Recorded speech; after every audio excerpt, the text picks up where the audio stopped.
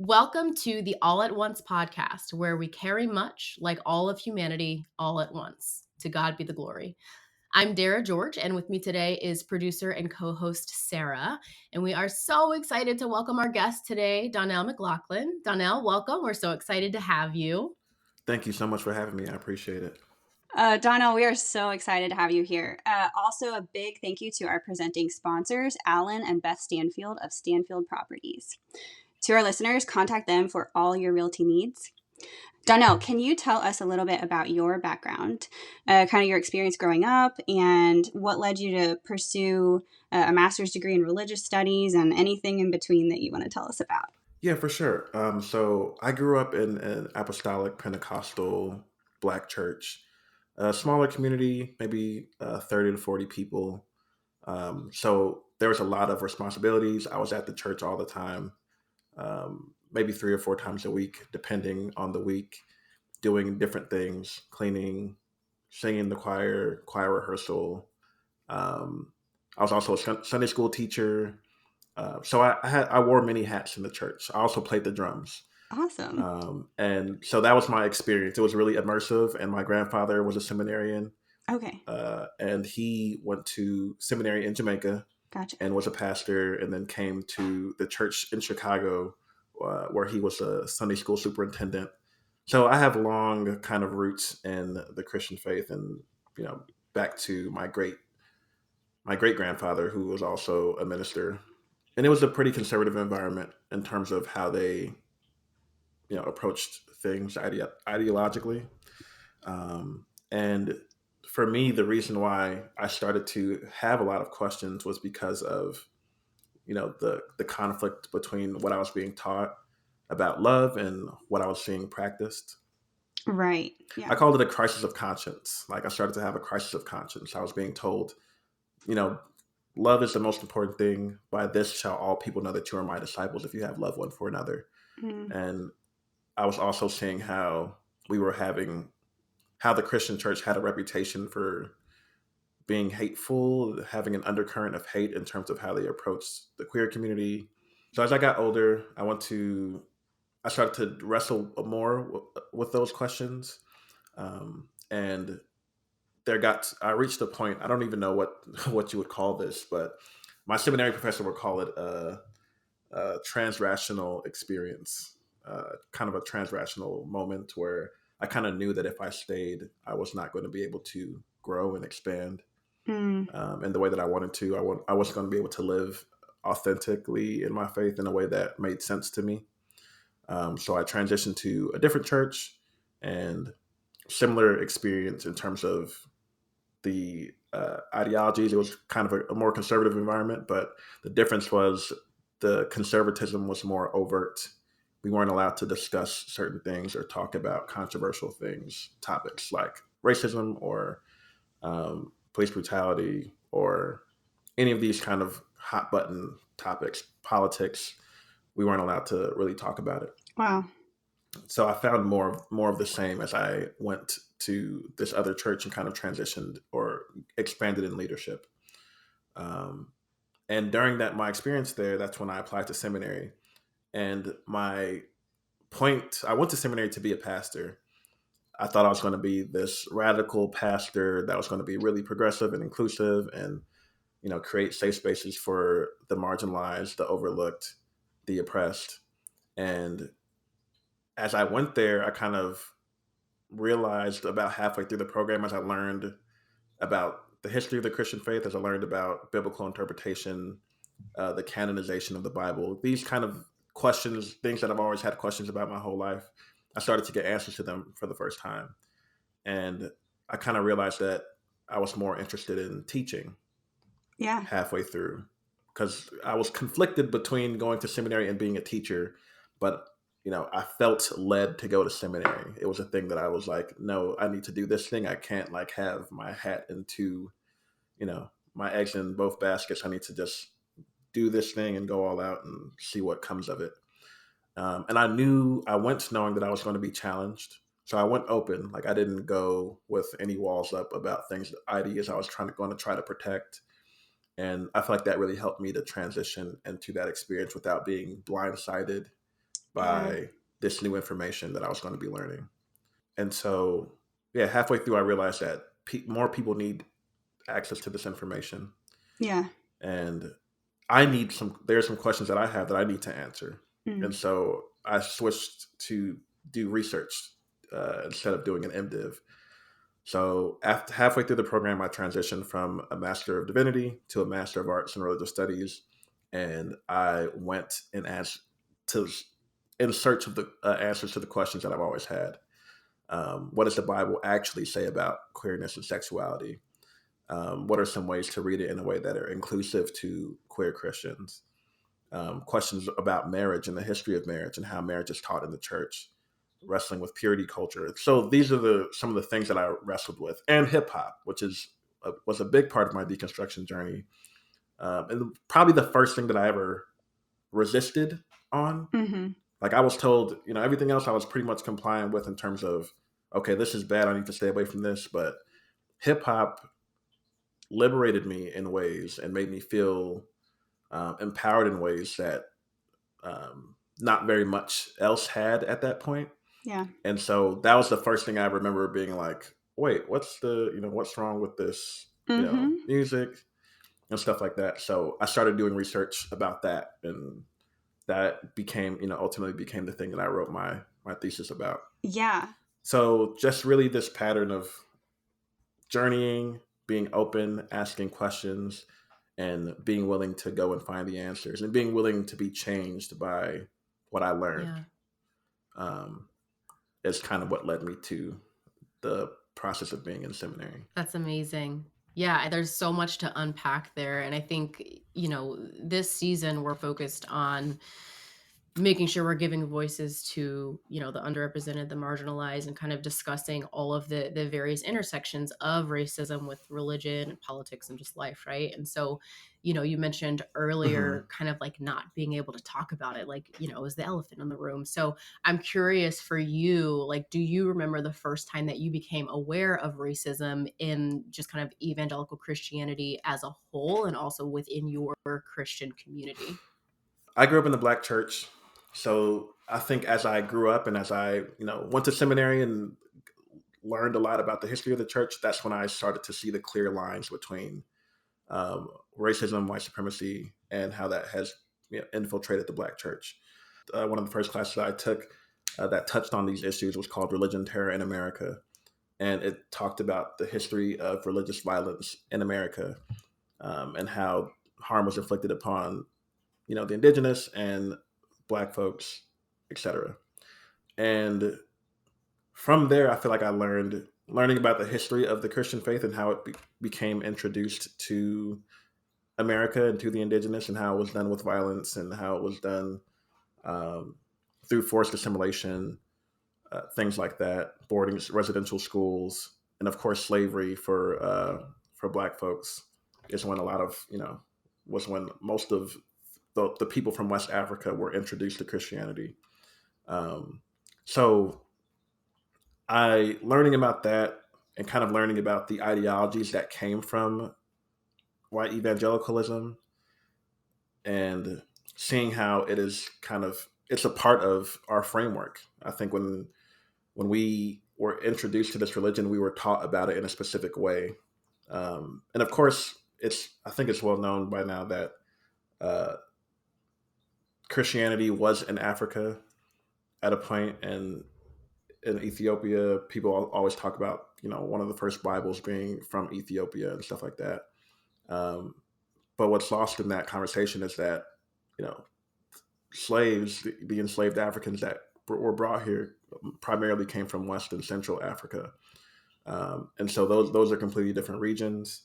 The religious practices were different in that region compared to in Ethiopia. So stuff like that. And then you see, once I learned about that and learned about kind of how sexually conservative a lot of white evangelicalism is, and how the entire idea of there being religious supremacy, the idea that my God is superior to your God, and and if you don't believe in my God, that it's a threat to everything that we're trying to build here. and that threat must be, was met with violence. Yeah. And so like learning about all of that and learning that history and learning about how we've adopted some of those practices and kind of carried it over into the Black church, where to the point where a lot of our approaches to how we deal with women, how we socialize men, how we, deal with our children, how we deal with queer folks in our community. Like all of these have been impacted by white supremacy. And that's kind of the legacy of colonialism, Right. and the Middle Passage. Yeah.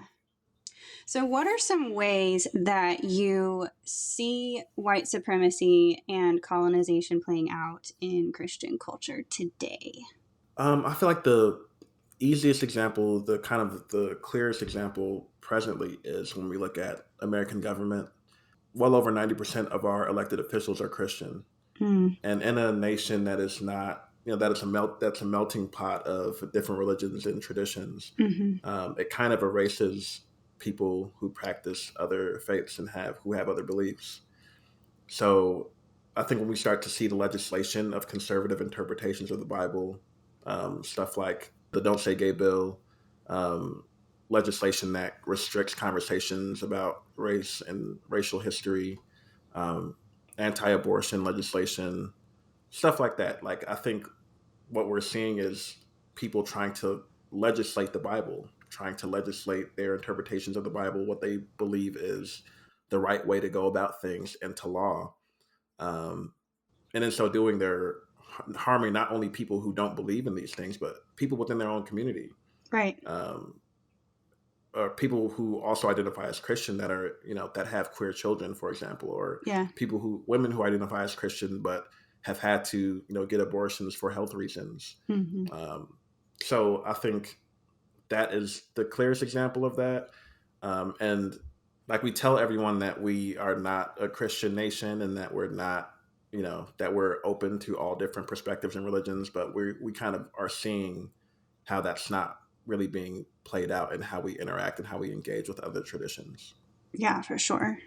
I think that's something that's hard for a lot of people who were raised in the Christian church to like grapple with. Because I think about that too, as I kind of like come into my own beliefs. Some are similar to what I was raised with, some are different, but thinking about our laws and how we operate like at so many levels, like so much of it is actually based in Christianity, and a lot of like, depending on your political party, like a lot of the stances there are based in that. And it's like, that's cool that you believe that, but like not everybody else does, right? And so how do you reconcile that of like, hey, I agree with this stance on this issue, but I also respect the fact that other people have completely different ideologies and beliefs, and like we're basing a law on it, or like an entire stance on it. So it's hard. It's something that like, yes, I feel like you need to do a lot of self-reflection to be able to be okay with like, hey, that's actually not cool. It does. Yeah. It takes a lot of self-reflection and education, I feel like.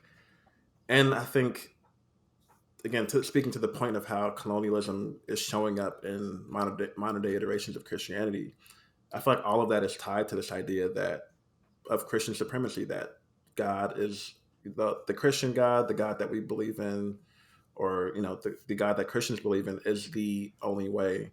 And it's one thing to like believe that and hold it as your truth for yourself, and it's another thing completely to kind of weaponize that against other people who have different beliefs. And I think that's what we're seeing with the history of colonialism, of starting from the inception of this country. Christopher Columbus comes here, and all these colonialist documents that I read when I was in high school that I didn't think twice of because I was a Christian.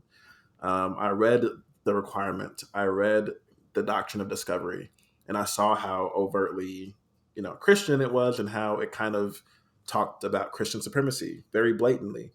And it spoke about the violence that would be carried out against non-Christians very blatantly.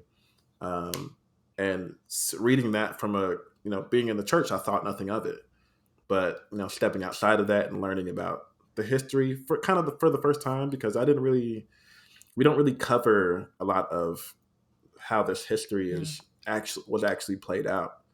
Like they make it seem like the Trail of Tears was just a thing that happened, as opposed to, no, these people were, forced off of their land and forced to migrate to other lands, forced to assimilate, forced to give up their language and their culture.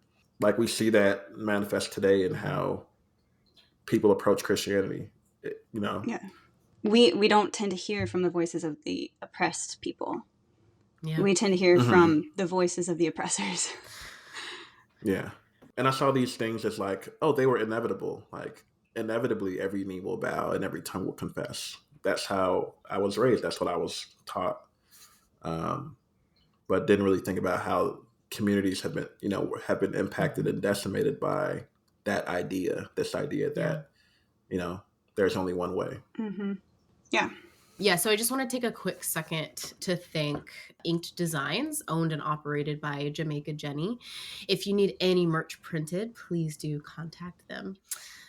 So Donnell, we talked about like how you were raised, and that kind of made me think about, your experience in grad school. I'm curious what the reaction was from your family and like, the people who kind of raised you, in the church, in the Black church. How did they kind of respond to you going through this process and like, coming to religious pluralism? Like, how was that received within your close circle? I would say that there hasn't been much reaction to it because I don't have any anger or resentment towards Christians or Christianity. Nor have I completely dismissed or dissociated or disconnected from Christianity. I feel like because I'm in therapy, like I've done the work of working through my own kind of grief and trauma and processing, and I'm able to engage with people who have different faiths and not offend them and not attack them. Um, I don't I don't hold this idea that I have all the answers or I know everything, because I think my truth is that we're all trying to figure it out. We're all speculating. We're all trying to, answer questions that humanity has had for a long time, and we're all doing it in different ways. So, as long as there is no harm being done to me or to other people, like there's not really a point of contention.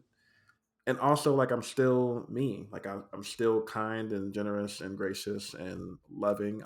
I would say that I'm the most loving version of myself that I've ever been, and that feels good to say, and that feels true. Um, so I think there's a tendency, typically when people leave the church, there's like a lot of kind of hurt and anger and pain, and that results in people lashing out against the faith, against people who still practice the faith. And that's not where I'm at. I'm at a place of peace and being okay with where I'm at, and being okay with other people are, and being able to converse with them where they are, and in their language and in the religious language that works for them. Um, so yeah, there hasn't been much ruffled feathers, I would say. But That's awesome. And I mean, you can just see the peace on your face. Like you can just tell that you're just like really have come into your own and are just very calm. And I think that resonates, thank you, with thank you. folks you interact with. Yeah. So I read your master's thesis, and it like kind of blew me away. So the title of Donnell's thesis is Still Bigger Than Hip Hop. And correct me if I get this wrong, but it's basically an exploration of just kind of the function of prophecy in hip hop. Am I getting that right? Do you want to add to that at all? Yeah. That's a huge part of it. And just like unpacking the birth of hip hop, how it came Right. to be, and paralleling it to the birth of the church. Yes. I saw a lot of parallels and connections there. Yeah, it was so interesting. I loved reading it. So I just want to explain to our listeners kind of the value that I found in reading this work. It was like I felt like I was being invited to look through a lens that I don't normally have access to look at the Black experience, Black culture, and specifically hip hop from the viewpoint of a lived experience that I cannot possibly have as a white woman.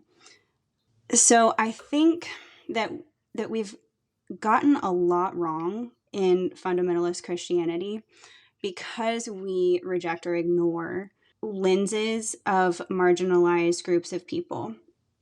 And we've done a lot of damage, and damage continues to be done because we're not including these lenses in our interpretation of scripture and an interpretation of what's going on in the world.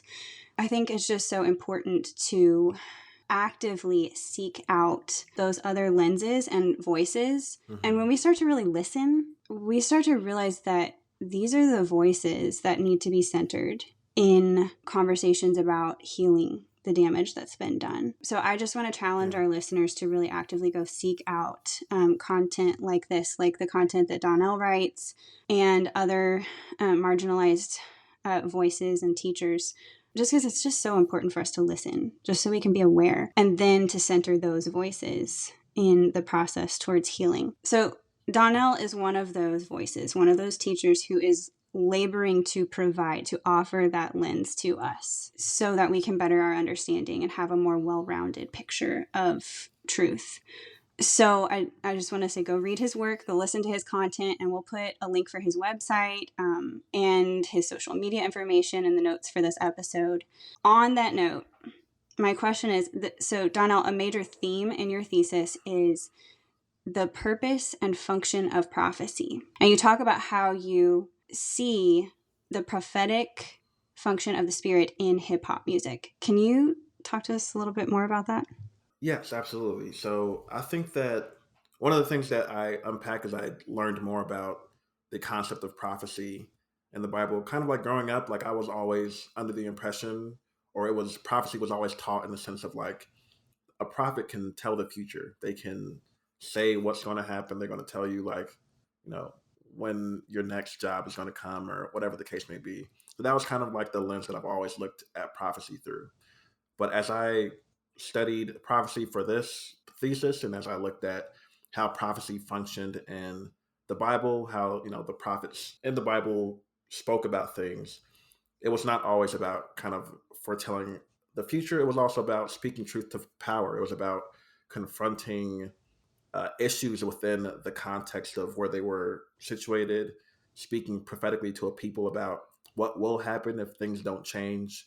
So I saw prophecy from a lens of speaking truth to power, having the uncomfortable conversations that society is ignoring, people are ignoring, but that's causing a lot of societal harm.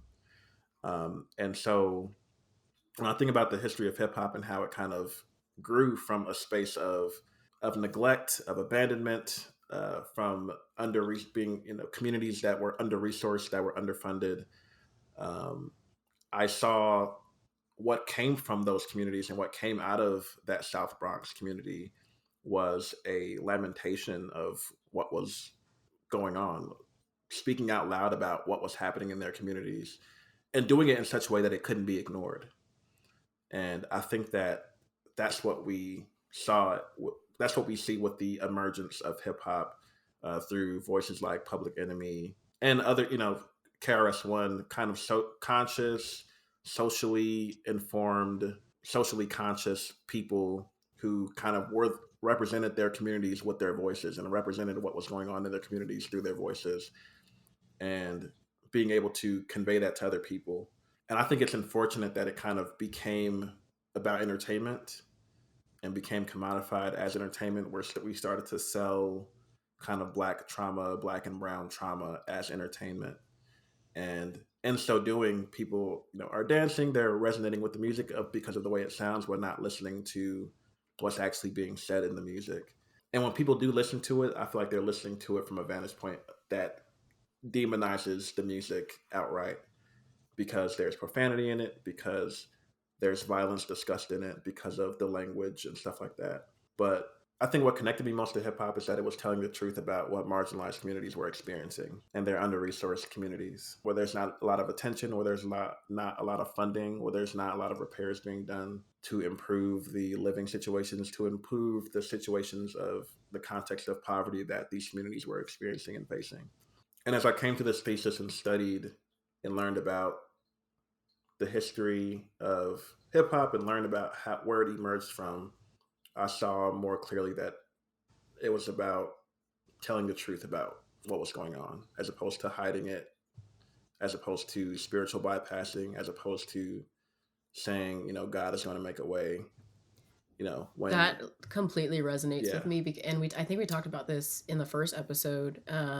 This like Yeah. toxic positivity, right? Like, you see it in a lot of different settings, but especially, and I Hmm. think it's a defense mechanism, in the Black church of like, oh, it's okay, like, God's gonna make a way, He'll see us through, and which there's obviously a degree of truth to that, but it's also okay to talk about the things that are hard. And to Hmm. your point, now, like, I think in hip hop, like, it's communicated in a way that sometimes is like in your face, and it's raw, and you feel the pain, but it's stripped Hmm. away all of the sugar coating, and it's stripped away all of the, some of the religious language and terms and things. And so I think that it's easier for the church to just kind of like, no, no, no, that's bad, like, that's, don't listen to that, versus let's listen to the root of the pain here, and like the root of the message, even though it might not sound the way that we think it should, right? Like, that doesn't make it any less valid. So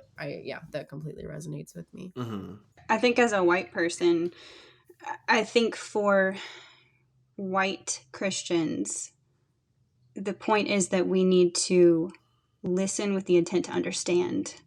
Listen and know that there is pain and suffering, and not just discount things because of the things that sound Hmm. abrasive on the surface. But yeah, just really listening with the intent to understand. I think Yeah, listening is because key. I feel like, again, the common critique of hip hop is about the how in your face and abrasive it can be. And again, like, when we think about that piece of it, I feel like we're not really highlighting the voices that aren't. There are voices in hip hop that aren't very abrasive, that aren't in your face, but they're Yeah. not. They don't get pushed Mm-hmm. because they're not. You know, they're not kind of confrontational. They're not in your face. Mm-hmm. So there's a lot of ways you can explore hip hop and listen to hip hop, and from a lot of different voices Yeah. that don't get a lot of radio play or whatever the case may be. Because in a lot of cases, people's first exposure to hip hop comes through radio or through media, and the voices that are getting highlighted, aren't always voices that are doing this work, this real kind of prophetic work of bearing witness to what is happening in our communities. They don't get pushed as, it's not for radio. That kind of work isn't considered for radio.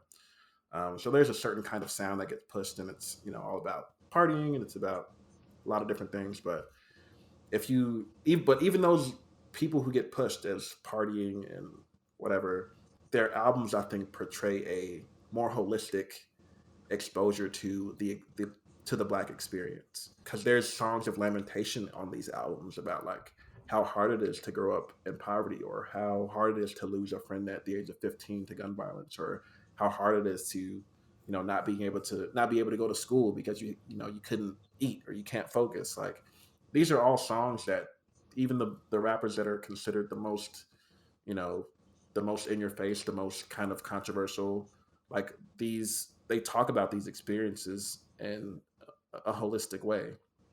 But because we don't listen to albums anymore like that, I'd say that generally speaking, I think we're in a singles music video kind of era as opposed to albums. Yeah. You're not getting that full picture of what this artist is representing, and so you see this one hit song as glorifying violence as opposed to talking about the reality of their lived experiences as Black people in poor, under-resourced communities. So it's a little bit of a systemic issue too with what gets pushed out to the masses. Yeah. I was just gonna say, Yeah. I have a family member actually who was in the music industry for a while, and was straight up told by an executive, like, before we can play your deep stuff, like the meaningful stuff, you got to have a hit, you got to have something that's like catchy, that'll get people's attention and get them to want to listen to you, and then we can push out the more meaningful stuff. And it's like, I think back in the day, that approach might have worked more when we listened to albums more, and that was more of a thing. But now it's very much like, what's on my Spotify playlist? What's on the top hits of today? And Yes. so we don't get to that deeper layer. Hmm. Yeah, you really don't, and you're kind Yeah. of robbed of the context of what's going on with this real human being who had real lived experiences. because again, that's another thing that we tend to, when people become celebrities or when they establish themselves in music or in art, like we kind of disconnect them from their humanity. Mm-hmm. And especially in hip hop, that's like such a dangerous thing to do, because it's, hip hop is about humanity. I describe it in my thesis as hip hop is people music. It reflects the status and spirit of a people. So when people are talking about, like, the reason why you hear about drugs and gun violence and sexism and stuff like that in hip hop is because you're dealing with real people who are in communities that don't have funding, whose education isn't being funded, who, so it's like these are the contexts that I, wish more people considered when they engaged music, especially music like hip hop. Right. And I think that's the part, like that rawness is a part that is validating for the people who are experiencing that stuff. But it's that same Yes. rawness that is offensive to people who don't understand it, and Hmm. makes them stop listening. Yeah. People are not comfortable with listening to other people's pain. And I think that's where we need to start. We need to start challenging ourselves to be able to listen to other people's pain Yeah. and the rawness of it. Yeah. And I think listening to your earlier point, Sarah, like listening with intent and not listening to try to find a solution, but really listening to understand. And like, listen, if you are a white woman, will you ever understand what it's like to be a Black man in America? Hmm. No. Right? Like, it's two different lived experiences. The same goes vice versa. But what you can do is take the time to really like understand where folks are coming from, like learn more about their experience. So at the very least, you can empathize with those emotions and like what they're trying to express without jumping to, again, toxic positivity, like, well, just pray more and, God will take care of it, or, you know what I mean? So I think that's the missing piece. I think some people will do like performative listening or performative actions where it's like, oh, I Hmm. went to this protest, or like I said Black Lives Matter, and they feel like that's it, but it's like it's just deeper than that. And that actually kind of goes into the last question that I have for you, Donnell, is just when we think about like actions that we can take within the Christian, culture, like what ways would you like to see change in Christian culture, and how can we start to move toward that change? I think the primary thing that's afflicting Christianity and afflicting Christian culture, especially Western Christian culture, is Christian supremacy. It infiltrates everything that we do in terms of how we navigate our relationships with people. We navigate relationships with people in hopes of bringing them to Christ. Um, we serve people in hopes that they will come to our church, and we kind of tie that to the service that we're doing. We treat people with kindness because we are scared of being rejected by God and of going to hell, as opposed to seeing their inherent worth as human beings as worthy of dignity and respect, and worthy to be heard, for their stories to be heard and for their context to be considered. And I say we loosely. I don't mean to generalize everyone or every Christian or all of Christianity, but I think that's the primary thing. I think we have to sit with and be okay with the fact that people will practice other faiths and traditions, and people have other perspectives and different, I'm saying, like different approaches to religion. They have different religious languages. I would like for us to see religion as a language. We're all trying to answer the same questions, and we're all trying to arrive to the same understandings. I mean, in terms of like we're seeking out the answers to a lot of the same questions. Why are we here? What is our purpose? How did we get here? All these things, and we're like, everyone has a different answer to that. And I think where we've seen unimaginable, inexplicable violence arise out of the idea that Christianity is the only way for people to experience divinity. And I think that the shift would come in how people approach, how we engage and dealt with other people. Like, just imagine how cool it would be to see Christians working with Muslims, working with Jewish folks to, serve their community. Stuff like that. Like, these are the kind of things that I think would go a long way in terms of how people see and understand the Christian faith. Additionally, I think that even the idea of the Great Commission, right? I think the Great Commission is a framework that kind of undergirds a lot of fundamentalist, Western evangelical Christianity. The idea that it's our responsibility to go out and make disciples and convert people, and I think that's harmful for a lot of reasons. But I think we should change what our Great Commission is, and I think our Great Commission should be love.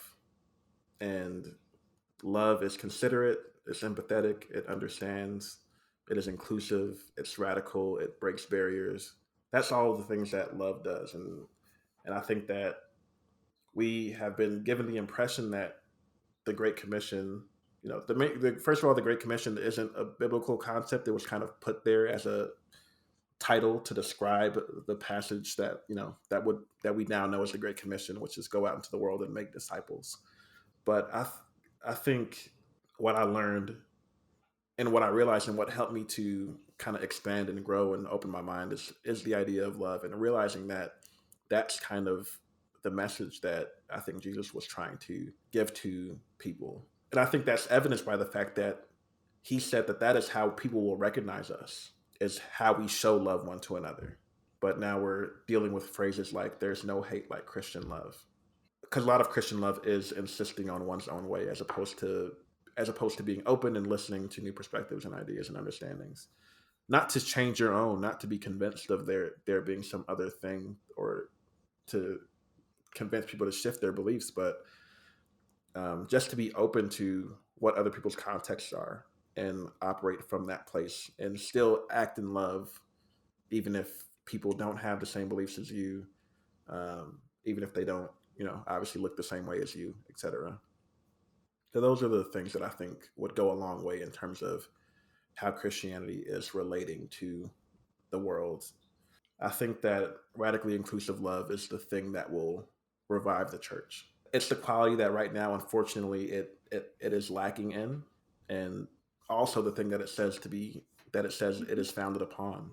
So I think we just need to be more honest about where we are in our relationship to society, and try to think about how can we move in love and what does that look like. And it might look very new and uncomfortable and radical, but that is the work that I think Christians, as believers in Jesus, I think that we're called to do. That was so well put. Thank you for that. Thank you for sharing all of that and your thoughts with us. Where can we go to find more of your content, Donnell? Yes, I'm on TikTok, Instagram, and Twitter as Donnell Writes. So the same way that it's spelled on my TikTok is where it will be spelled everywhere. Also, you can find me at linktree.com/Donnell Writes, where you'll find some of the articles and research papers that I've written, as well as, a link to donate to and support the expanding of my platform and work. So, yeah. Well, thank you so much again for just your willingness to join us and kind of come alongside us in this work, and being willing to discuss some really difficult topics with us today. And it's just been really great to hear your thoughts on all of those things. So thank you so much for being willing to come alongside us in this. Thank you so much for having me. I really appreciate it. Yeah. Big thank you also to Texan Bank in Friendswood for sponsoring our show. And also to all the people who work behind the scenes to make this possible.